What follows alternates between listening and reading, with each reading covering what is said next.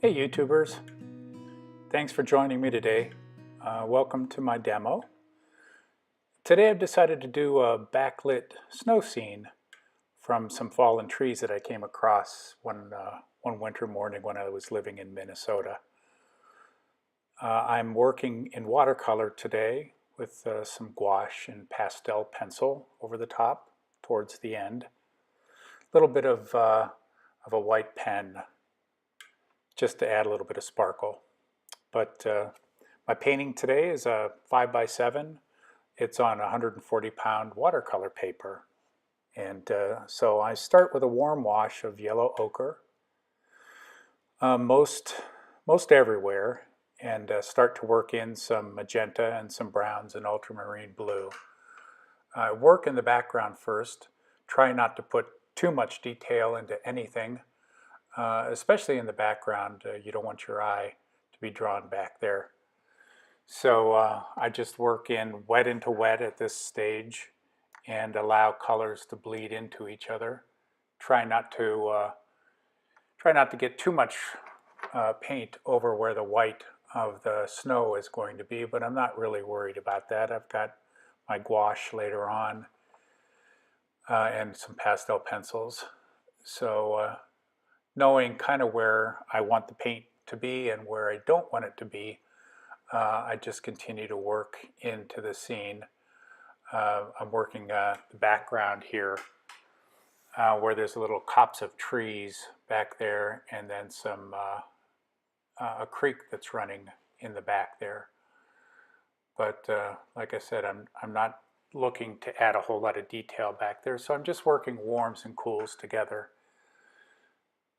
If there go the trees there.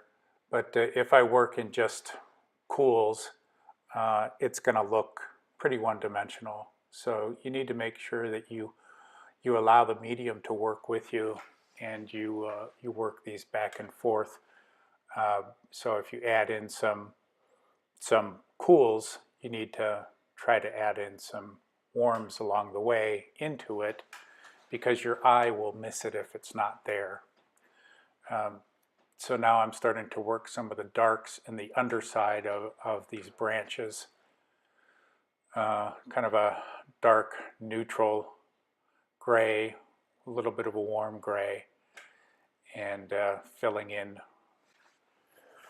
where these darks need to go. Now they're gonna dry a little bit lighter than I want them, but that's okay. I'm really kind of working a middle ground right now. So it's important when you're working through this that you keep the whole scene in mind. You can't just think of one little piece. Everything that you put down affects everything else.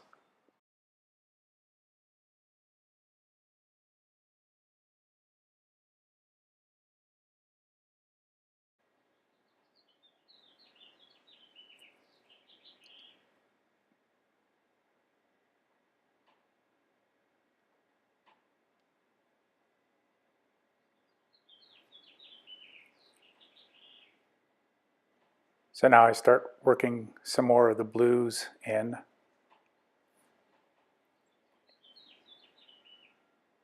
These are the shadow areas on the trees where the sun is not hitting.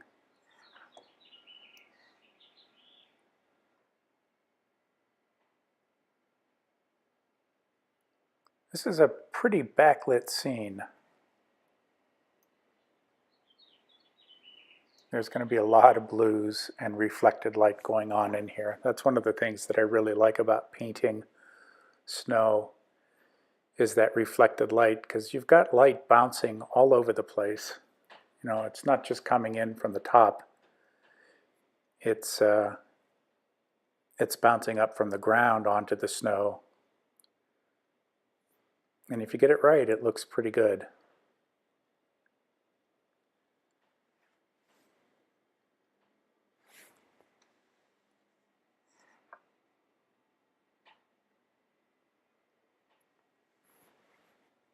And bringing a little bit of quinacridone magenta in.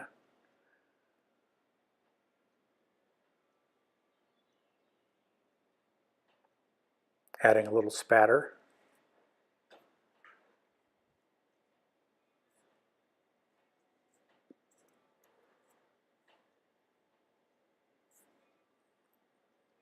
And there are some nice, really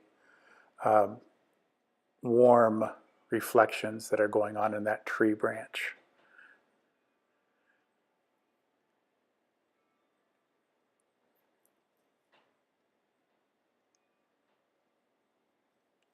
So while you're working on this, you really can't be looking at it as though it's a precious thing.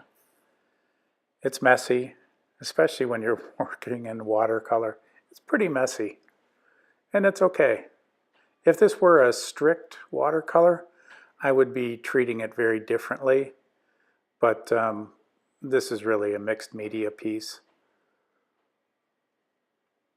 If I go out and I do on-location sketching, sometimes I'll use this. I love being able to go with the watercolor as kind of the opening salvo, and then work back into it with the gouache, and then put any touches that I need with with my pastel pencils. So I'm going to go back over now and define where some of these tree branches are. I don't normally do everything. That's why I didn't start out with a line over. I want to let the watercolor kind of tell me where it wants these branches to be. And so I listen a little bit to what it says. Now I'm controlling it to some degree. Obviously, I started with a little bit of a pencil drawing, very loose pencil drawing, but here I just go and refine it more.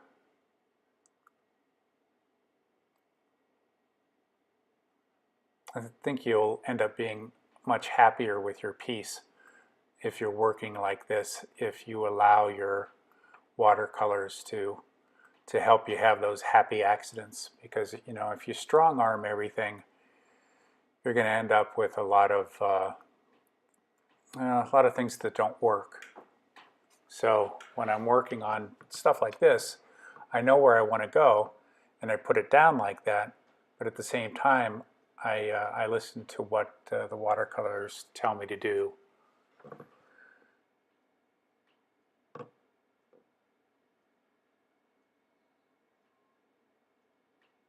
And it does help when you're working on something like this to vary the color of what's going on in the reflected light. Some of them are more yellow ochre. Some of the reflected light are going to be more pinkish. It just matters that they're warm and they're kind of reflecting, obviously, what's going on around them. And if you allow that to happen, you're going to have a scene that reads a lot better. You also need to remember to not have your reflected lights be anywhere near as strong as your main light source. And so the pen that I'm using on this is a Micron, a Pigma Micron. Let me just see here. Take a look. Yeah, it's a Pigma Micron. It's an 05, but sometimes I'll work with 08s as well.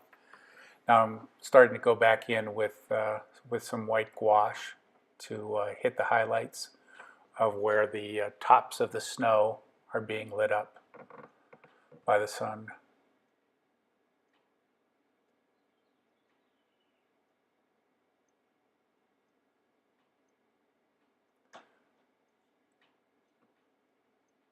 Some of the more wispy branches back there are catching that light and reflecting it nice and warm tones, browns, pinks.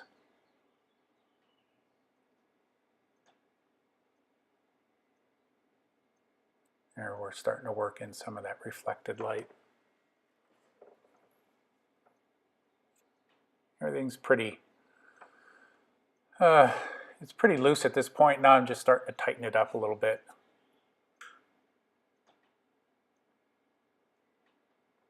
Now it's a matter of just working it back and forth and deciding what detail you want and what you want to let go. I really like how the light is coming through those branches and hitting that snowfield behind them. And so that's what I'm working towards. Reflected light.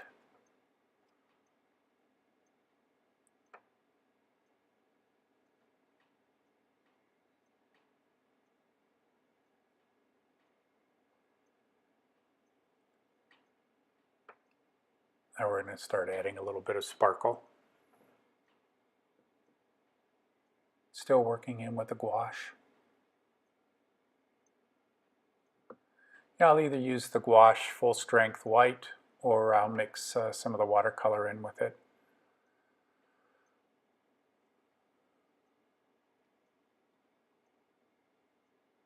Depending on whatever color it is that I'm trying to put down. I'm going to smooth things out a little bit, and I found that there's maybe a little bit too much attention in the foreground here. I do like the light coming through and throwing shadows on that snowbank there, but it was a little jumpy. Needed to settle down some of the contrast that was going on there.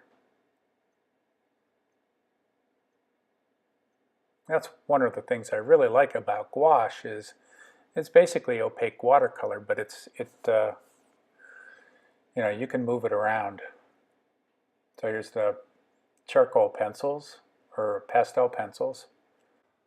So here I'm starting to hit it with a little bit of sparkles with the with the Uniball Signo white pen. It also is, it's not waterproof, so it's water soluble. You can go over it with water and soften it up if you want to. But I love the way the snow sparkles when you're there on location. If you move, you can see it glittering, and that's something that I wanted to do a little bit on this. Make sure that we got some of that glitter going on. Taking a white charcoal pencil and knocking back some of that background there. Adding in a few of the grasses. And that's about it. So here's what we ended up with.